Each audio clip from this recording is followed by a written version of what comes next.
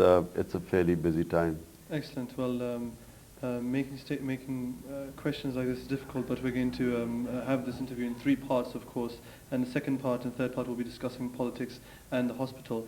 But for those of us in London who have a mixed image of you, especially the British public, who have seen you throughout your cricketing years, in your Oxford years, or even though it wasn't covered in the media that much, but all throughout these years, they always think of you having a lavish lifestyle, especially in your early years of cricket. But what is your perception of this view? This is very untrue.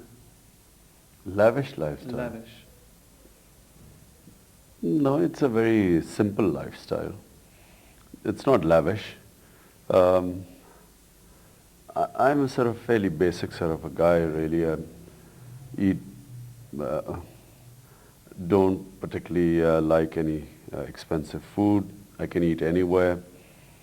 My greatest fun is going shooting or trekking in the mountains. That's hardly lavish.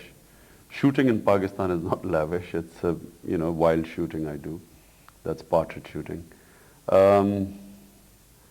What else? I mean, I grew up in my house in Lahore. The only house I've ever built in my life is going to be this farmhouse, which is not complete as yet. Love living outside, outdoors. I don't call it a lavish lifestyle. A fairly simple sort of life. Where did this passion for the outdoors come from?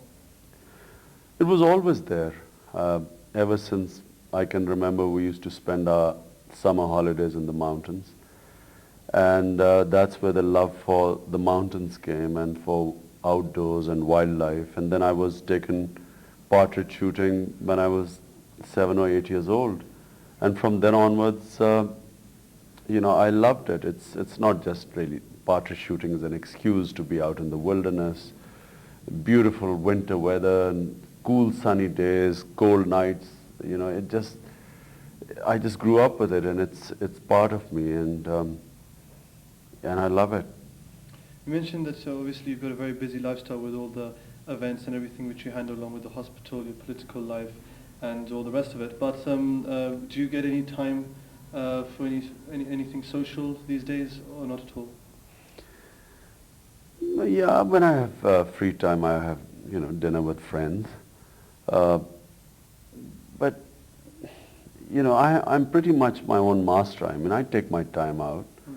If I want to go for the weekend in some hill station, or if I want to come to Lahore, I mean, I can do that. But it's a question of managing your time. I love reading. Haven't had much time to watch films and stuff. But I take time out. Obviously, my best time I enjoy with my children, who come here and in their holidays, and we have a great time. That's really what I look forward to most of all. That's great. And you've been visiting them a lot recently? No. Since my divorce, our arrangement is that the children come and spend time with me in their holidays. So they came in the autumn. Now I'm expecting them at Christmas, after Christmas. Excellent. And just going back to the London years, I mean, what was the attraction in London? Obviously, you were studying in Oxford, and then you became captain of cricket, and then obviously when you started playing for Pakistan, that changed. But you always had this link with London, a very special link. I mean, what was the attraction there? Well, since my university days, I had friends in London, so that was one link. Secondly, I used to play cricket in the summer, professional cricket. So, I had a flat in London. I would live there and then go and play cricket. So, London really became like a second home. And then you enjoyed being the social circle of the Londonites as well? Well, yes. I mean, you have to do something. If you're playing cricket, which is what I was doing most of the time, then, it's yes, in the evening I would go out and, meet friends. But I was never really as much of a socialite as I was made out to be. Why do you think that was? Why the British public made you have such an image which maybe was blemishing your political career later on in life? I'm not sure whether it blemished my political career, but it happened because I was a bachelor. I wasn't married. I was,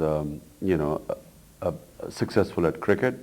So I guess, that combination, and press likes to write about it, so they made more of it than I actually indulged in that sort of life. Even though you did keep your life very much private in those years? I always believe that your social life is private. I can't imagine sort of flaunting my private life. Ian Botham, you and him have had a very, I'd say, up and down relationship even since you left cricket, obviously, but the long-term case is still ongoing. Unfortunately, many people in London had thought that it was over, but since you had won the case officially in court. But what's the status of that now? Recently, around last month, we heard in the British newspapers that Ian Botham was not willing to pay up, and then there was going to be some appeal. Would you like to shed some light on this? No, it's a very straightforward thing. I won the case. I have to be paid my, if you win the case, you get your expenses, which you've spent in that case. How much does he owe you in expenses? That's the negotiation that's going on.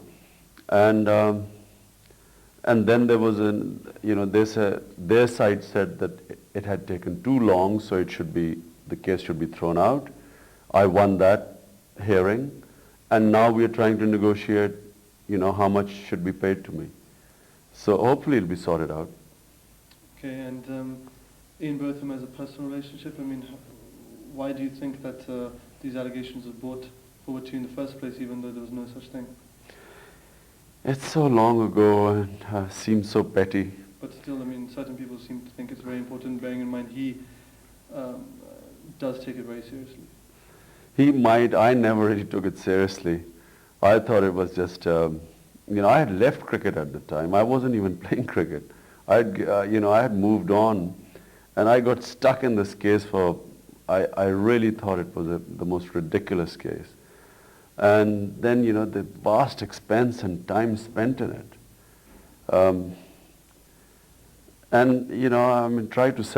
Try to make him understand that this is just futile, but Lamb and Botham wanted to prove a point. Which they didn't, of course, because you won the case. Won the case, and then in the end, now it's a question of paying up the expenses. So, well, let's hope it gets sorted out. When he was accused of being a racist in court, what did you make of that? It was just,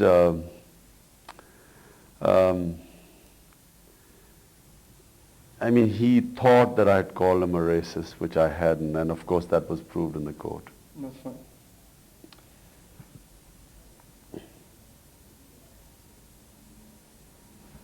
Following your most recent interviews in the British media, they see you as a drastically changed man after your marriage because of the fact that now you are a more serious Islamic personality, which was quoted in one newspaper. This image of you being an Islamic clerk, someone devoted to religion completely, and just change as a changed man. What do you make of this?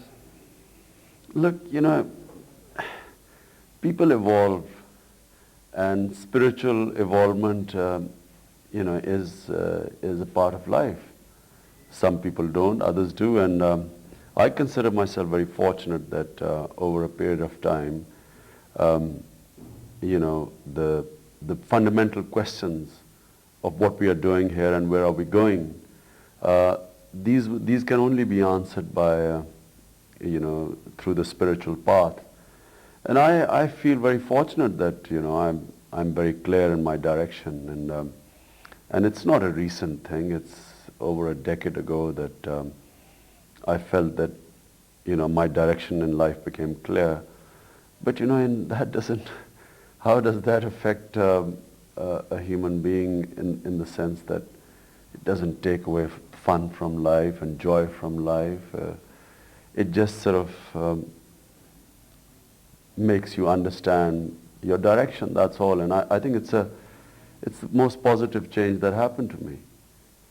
Well, what's your view of Islam and how it should be perceived by the Western world, trying not, again, to focus on events after 9/11, but generally?